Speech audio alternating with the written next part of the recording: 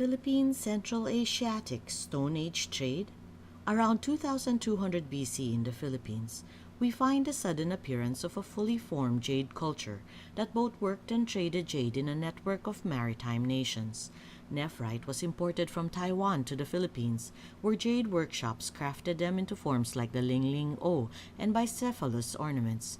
These have been found in Thailand, Cambodia, Burma, Vietnam, and Malaysia, a testament of the advanced vessels developed by our ancestors from this early age as they traveled the rivers and seas with ease. These bicephalous ornaments have left behind an international jade trail of trade with our Southeast Asian neighbors. But could these ornaments tell us more about our amazing ancestors? If, like us, did they have an inherent desire to explore and travel? Did they go even further? So far, more than 400 green nephrite ornaments have been discovered in the Philippines at about 20 different sites. In some sites, these nephrite jade bicephalous ornaments and other Stone Age artifacts have similarly crafted counterparts that appear to be made of glass. It's easy to miss the significance of this because glass has become so common and ordinary, but this was not the case during the Stone Age.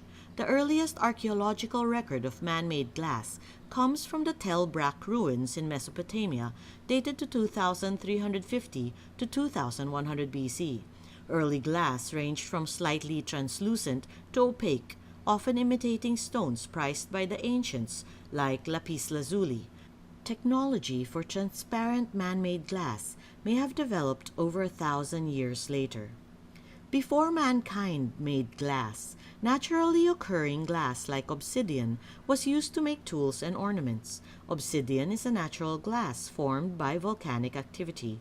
Natural glass is formed when silica-rich sand or rocks reach very high temperatures, then are cooled so rapidly that it had no time to crystallize. Meteor impact on our planet is seen as the reason for the presence of natural glass like moldavites and tektites. Ancient Philippine ancestors used the same stoneworking technologies, grinding, drilling, and sanding, that they had used on nephrite jade to make these bicephalous forms. Unlike agate stone or crystal quartz that show stationary banding which formed over long ages, natural impact glass has streaks that look like flowing water frozen in time. These are called schlieren, streaks or lines in the glass caused by the insufficient time to mix while glass was in liquid consistency. Bubbles in the natural glass are caught frozen in flow patterns, often found in rows or lines, oval-shaped bubbles stretched by the force of impact. Strange, tiny perforations in the natural glass are caused by channels made by elongated bubbles. Impact origins may also be seen in lecateriolites, melted grains of pure quartz often appearing elongated or twisted, and partial melt minerals trapped in the glass. Scientific testing is currently being done on the chemical composition of what appears to be a natural type of impact glass, not since rediscovered by modern society. This would then give rise to the paradox of naming our new, old, natural glass discovery. Where could this natural glass have been sourced from? Their contemporary nephrite jade was imported from Taiwan. Could our ancient Philippine ancestors have imported this from another distant land? Ancient China seems to have also been enchanted by this beautiful natural glass they called Luli, considering it to be a national treasure. In the Yan Tie Lun, Discourses on Salt and Iron, a list of natural resources considered national treasures included Luli. Jade, auspicious stones, corals, and Luli became national treasures. 3rd century poet Pan Ni gives us details on Luli glass in the Luli Wan Fu, Ode on a Glass Bowl. They would have drawn on the flowing splendor of glass and given orders to the excellent craftsmen of that far world. Its gleam and glitter match the sun's dazzle. Its roundness and repletion mirror the moon's fullness. Hairline blemishes are not to be found, and flying dust does not adhere. Its clarity and sparkle are on a par with a candle flame. Its outer and inner surfaces conform to one shape. Congealed frost is inadequate to match its purity. Limpid water unable to convey its clarity. Its hardness is beyond that of gold or stone, its strength challenges the most excellent jade. Grinding does not wear it down, besmirching does not soil it. Flowing splendor may be describing variegations in the natural glass, bubbles, partially digested minerals, and schlieren that make it look like flowing water frozen in time. Dazzling and transparent, Luli is impervious to dirt, stains, and cracking. Like gold, it passes through time unchanged, strong as jade, and harder than stone. This attribute alone should rule out man-made glass. Luli is not destroyed by grinding, a stoneworking lapidary technique used for nephrite jade. Where does natural Luli glass come from? The Luli glass bowl is identified in the poem as a regional tributary offering. Tributes were given by territories occupied or colonized by the imperial government.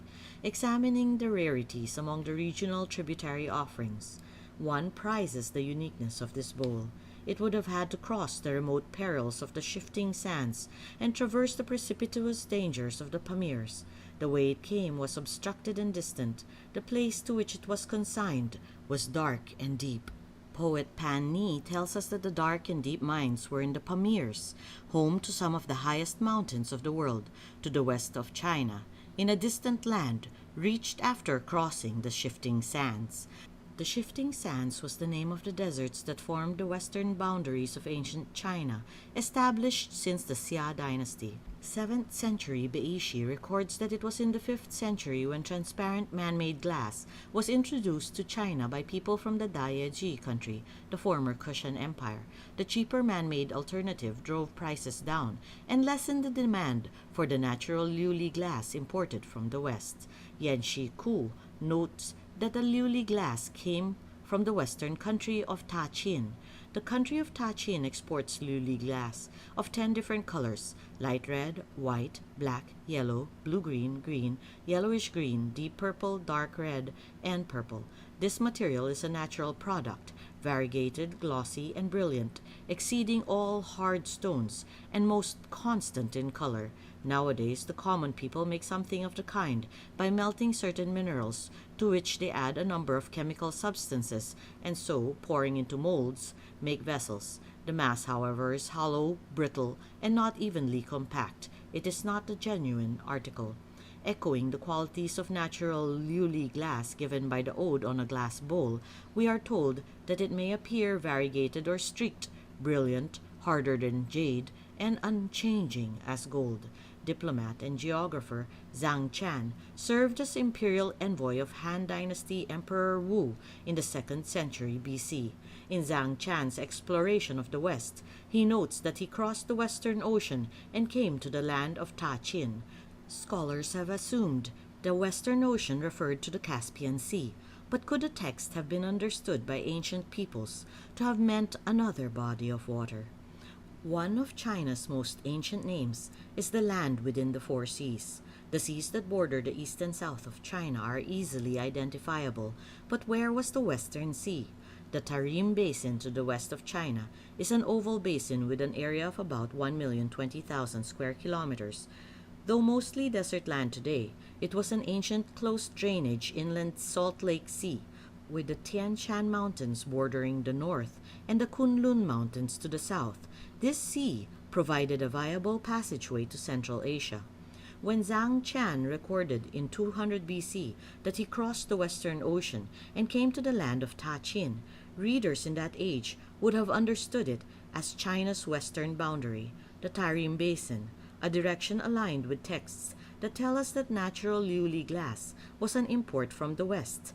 Chinese chroniclers from 300 BC to 800 AD sometimes used the west or western regions to specifically identify the area of the Tarim Basin. Sailing west on the Tarim Basin would bring geographer Zhang Chan to the foot of the Pamirs. Pamir Mountains are partly in China, but mostly in Tajikistan. In 138 BC, he recorded being in the Fergana Valley, northwest of the Pamirs, possibly in northern Tajikistan, where he was instrumental in the occupation of this region, which may explain the Luli Bowl given as a regional tributary offering. The Ho Shan Shu tells us that the Indians are in communication with Ta-Chin and get gems from there. The Pamir region has abundant deposits of ruby, lapis lazuli, emerald, malachite, quartz, amethyst, and nephrite, with mines that may have been active since the 3rd millennium BC. Trade between Tajikistan and India is plausible in view of their proximity. Did our ancient Neolithic Philippine ancestors trade with Central Asian Tajikistan? The idea would be considered ridiculous by some, but still, the silent witness of these ancient artifacts that they left behind make us wonder. I am bound to them, though I cannot look into their eyes or hear their voices. I honor their history. I cherish their lives. I will tell their story. I will remember them. Author unknown. Thank you for joining us in opening the book of our past in the hopes of a brighter future.